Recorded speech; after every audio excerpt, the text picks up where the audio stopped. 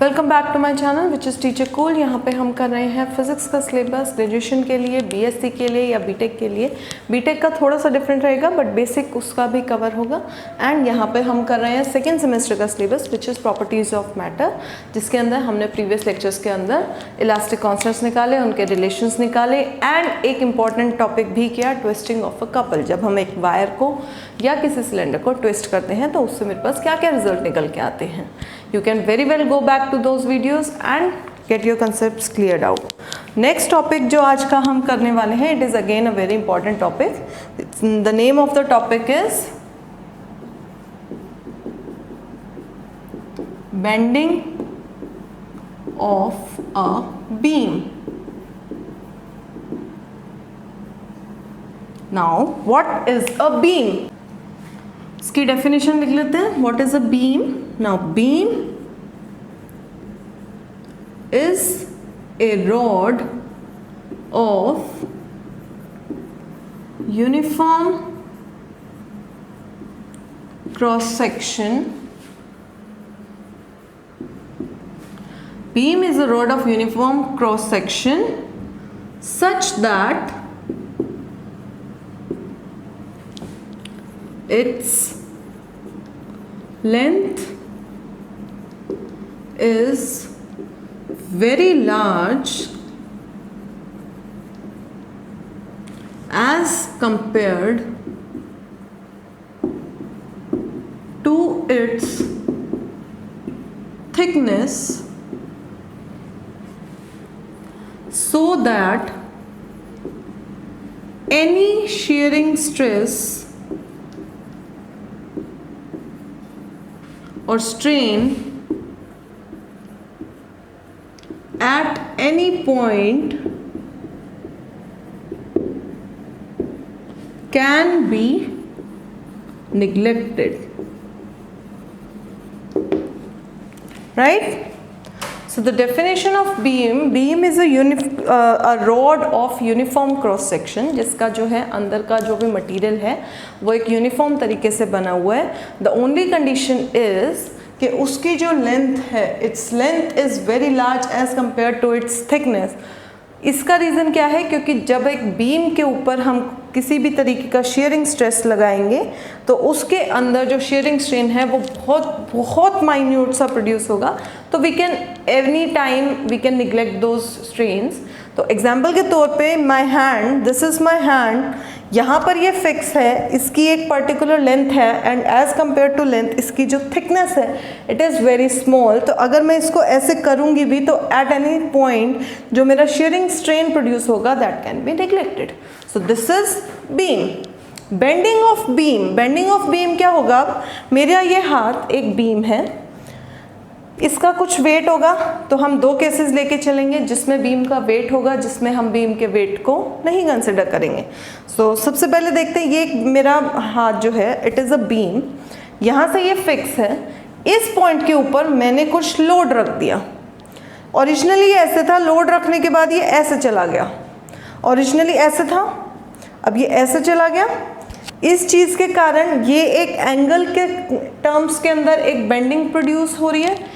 इसी बेंडिंग को हमें कैलकुलेट करना है mathematically. Nothing very difficult, simple steps के अंदर चलेंगे, very easy topic. So let's start. सबसे पहले बीम का एक डायग्राम ड्रॉ कर लेते हैं। बीम जो है बेसिकली हम इस तरीके से ड्रॉ करेंगे,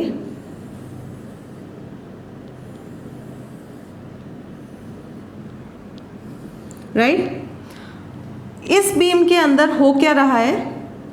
ये जो बीम है, जो मेरा हाथ है, उसके अंदर जो बेंडिंग हुई, बेंडिंग के कारण क्या हो रहा है? जो ये वाला पार्ट है इसके अंदर कंप्रेसिव स्ट्रेस लग रहा है एंड जितना मैं सेंटर से दूर जाती जा रही हूँ उतना बढ़ रहा है।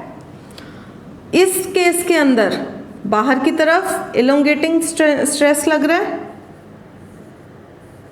इसको आप ये मान सकते हो मैंने इसे यहाँ फिक्स कर दिया, इसके दोनों तरफ मैंने लोड रख दिया, तो दोनों तरफ लोड रखेंगे तो वो दोनों तरफ से बेंड होगा। बेंड होगा तो ऊपर से तो स्ट्रेच हो रहा है, अंदर से क्या हो रहा है, कॉन्ट्रैक्ट हो रहा है। लेकिन जो मिडल पार्ट है, दिस मिडल पार्ट, बीम का जो मिडल पार्ट है, दिस मिडल पार्ट के ऊपर ना तो स्ट्रेचिंग हो रही है ना ही इलोंगेशन हो रही है, तो इसको हम बोलेंगे न्यूट्रल एक्सिस, राइट? क्योंकि ये एक ऐसी एक्सिस है which is passing through the centre of the beam. Obviously अगर हम लेंथ का कंपोनेंट लेंगे तो ये एक्सिस हो जाएगा, प्लेन का कंपोनेंट लेंगे तो it will be neutral plane हो जाएगा इसी वे में। बट इसके ऊपर क्या है, स्ट्रेस कोई भी नहीं लग रहा है, इसके ऊपर स्ट्रेन प्रोड्यूस नहीं होगा, that is why the name is neutral axis. Now इसी बीम को एक बार दोबारा रीड्रॉ करते हैं।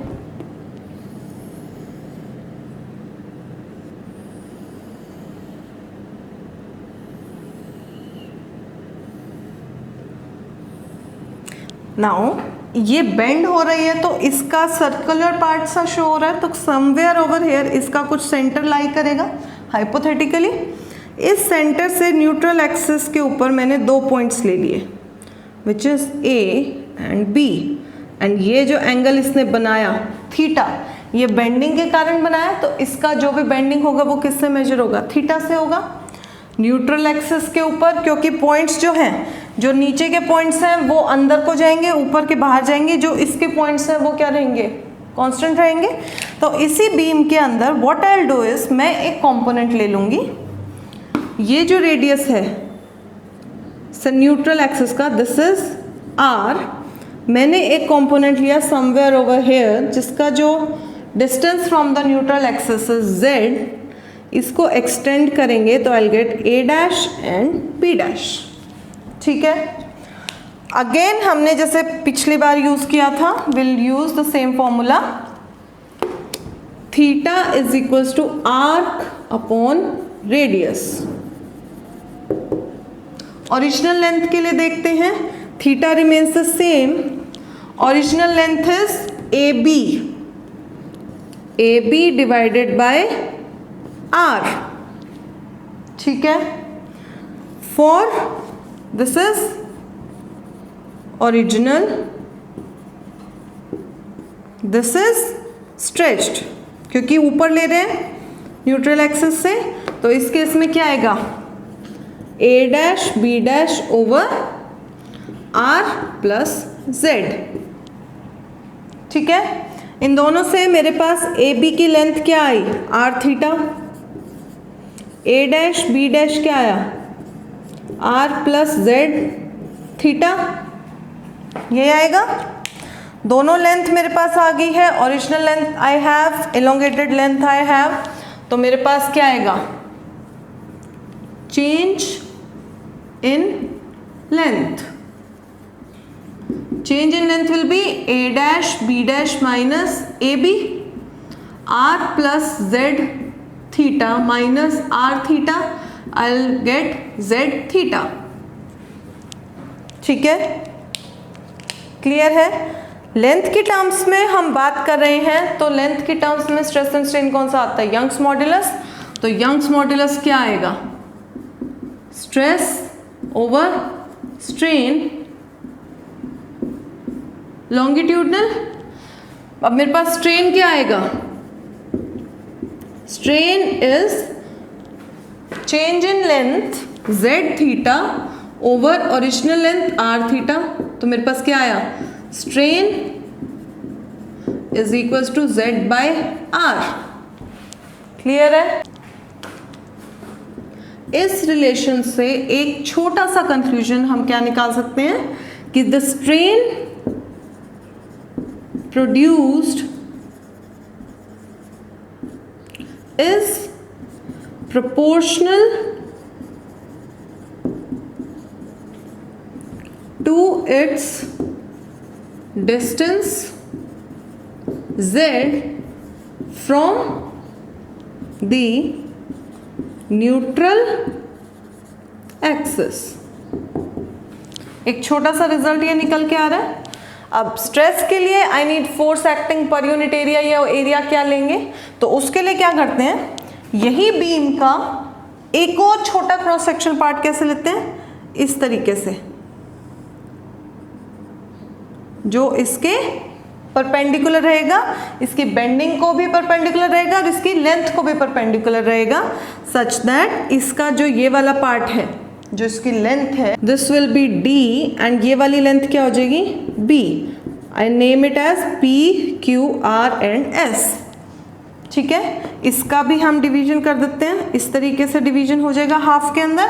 हाफ के पास यहाँ पे हम एक पॉइंट ले लेते हैं ए, एंड ये वाली जो है this is my neutral axis, यही वाली जो इसके अलोंग लाई करेगी. तो ए का जो डिस्टेंस है ये कुछ ऐसा दिखेगा,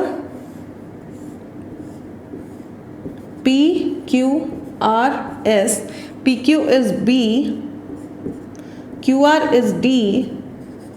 this is my neutral axis. ठीक है, यहाँ से मैंने एक पॉइंट लिया है ए, एंड इसका जो डिस्टेंस है this is Z from the neutral axis, and इसका जो मैं एरिया ले लूँगी, area for this aerial element that will be delta small A. ठीक है, क्लियर है ना सबको. हमने ये चीज़ निकाली है. इस चीज़ के बाद मुझे निकालना है stress acting on this point A. तो I'll write stress at point A, sorry capital A, it will be Young's modulus into strain. strain क्या है, Z by R. क्लियर है. ये मेरा आ गया स्ट्रेस. तो फोर्स क्या होगी, force acting on point A. This will be y into z by r into aerial element delta A. Force आ गई.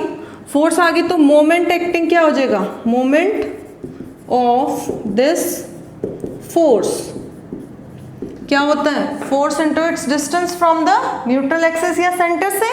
तो क्या आ जाएगा, y delta A into z by r into z. ठीक है, this will be y into del A z square by r. Clear है. यहां से विल राइट. अब देखो जो ये वाला क्रॉस सेक्शन हमने लिया है, इसके ऊपर मोमेंट एक्ट कर रहा है. सेंटर के अंदर जीरो है, इसके अंदर और इसके अंदर ऑपोजिट रहेगा, लेकिन इक्वल अमाउंट पे रहेगा. तो मैं क्या बोलूंगी, टोटल मोमेंट क्या हो जाएगा, total moment of force will be equals to summation y del A z square by r. इस केस के अंदर हम क्या करेंगे, y by r को आगे लिख लेते हैं, y by r summation del A z square. मेरे पास आ गई ये क्वांटिटी. अब इस क्वांटिटी के अंदर जो एक छोटा सा पार्ट है which is summation del A into Z square, ये क्या है, this will be known as geometrical moment of inertia, and this will be equal to A K square. Right, a k square will be equals to I g, where this k is my radius of gyration. ये चीज़ें obviously हम पिछले semester में करके आए हैं. If you are not getting it you can very well go back to those lectures जहाँ से आपको ये पिक्चर क्लियर हो जाएगी. राइट, तो this thing is equal to A K square and which is equal to I G. तो मेरे पास टोटल मोमेंट क्या आएगा, total moment of force will be equal to y by r into A K square which is equal to y by r into I G. And ये जो quantity है, इस quantity में जो पार्ट है y into I जी या y into A K square, this quantity is known as फ्लेक्सुअल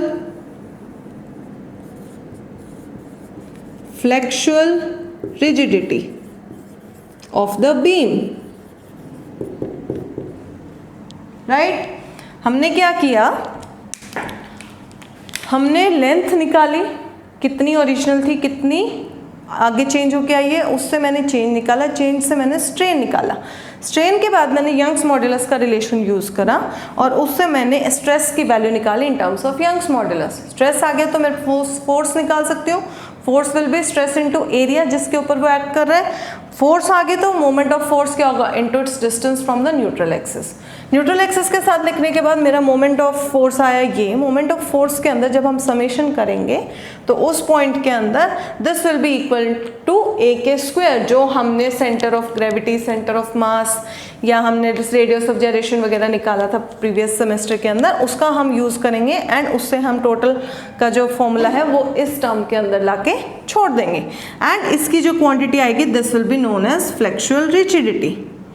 इसका फ़ायदा क्या होगा, यहाँ पर समेशन है, that means we just have small component की वैल्यू और मुझे समेशन करनी पड़ेगी, लेकिन यहाँ पे कि मैंने क्या किया उसको जनरलाइज कर दिया। I gave my answer in terms of something which is averaged out, तो मेरे को समेशन कैरी आउट नहीं करना पड़ा क्योंकि ये हम ऑलरेडी पिछले सेमेस्टर में करके ही हमने ये निकाला था। नथिंग न्यू, ये मेरी आ गई flexural rigidity of the beam. Basically flexibility कितनी है बीम के अंदर। देयरफॉर अब मैं क्या लिखूंगी, moment of force will be equals to flexural rigidity divided by R, क्योंकि हमने ये आर ही तो छोड़ा था इसके अंदर, तो मेरे पास आंसर आ गया ये। ठीक है, अब इसके अंदर बनाते हैं cases. So the first case will be if I have rectangular cross section, मतलब जो मेरी बीम है वो क्यूबॉइडल है, ठीक है, एंड उसका जो क्रॉस सेक्शन आएगा वो क्या रहेगा, रेक्टेंगुलर। तो रेक्टेंगुलर के केस में my area will be B into D while K square will be D square by 12। तो मेरा A K square which is I G will be equals to B into D square by 12, तो मुझे मिला B D cube divided by 12। I G मेरा आ चुका है, मैं वैल्यू पुट करती हूँ तो मेरा मोमेंट ऑफ फोर्स क्या आएगा, moment of force will be equals to Y B D cube divided by 12r। This will be my answer. Clear है। Now the second case is, अगर मेरी जो बीम है वो सिलेंड्रिकल है तो सेकेंड केस के अंदर I have circular cross section,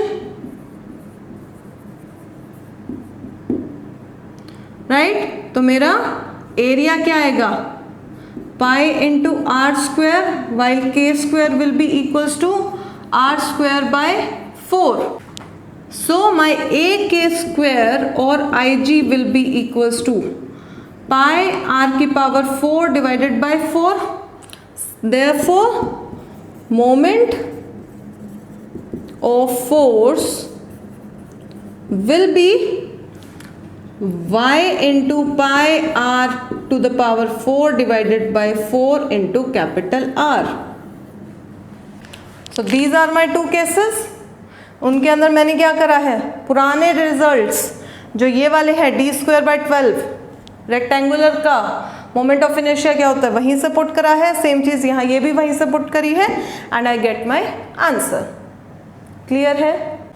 So with this we complete our topic bending of beam. Beam कैसी होती है, क्या उसकी स्पेसिफिकेशन होती है, वो कैसे एक्ट करती है, कहाँ पे उसके ऊपर वेट एक्ट करता है, वो हम करेंगे कैंटिलीवर के टॉपिक के अंदर, जहाँ पे हम अलग अलग जगह के ऊपर उसके ऊपर लोड रखेंगे। उससे पहले बीम का ये वाला जो पार्ट था it was very important to understand कि हमें स्टेप्स क्या फॉलो करने हैं, यही स्टेप्स हम उसके अंदर फॉलो करेंगे। वेरी इजी टॉपिक, प्रोवाइडेड आपको प्रीवियस सेमेस्टर का जो भी आपने पढ़ा था वो आपको याद है। अगर आपको वो क्लियर नहीं है तो ये आपको मुश्किल लगेगा। उसका क्या कह सकते हो, सॉल्यूशन ये है, just go back to those lectures, वो देख के आइए, ये इजी लगेगा आपको। Don't forget to like share and subscribe to my channel. आगे भी लोगों को बताइए। Thank you so much. Doubts आप अपने हमेशा की तरह कमेंट बॉक्स में छोड़ सकते हैं। So yeah, with this we complete this lecture. Thank you.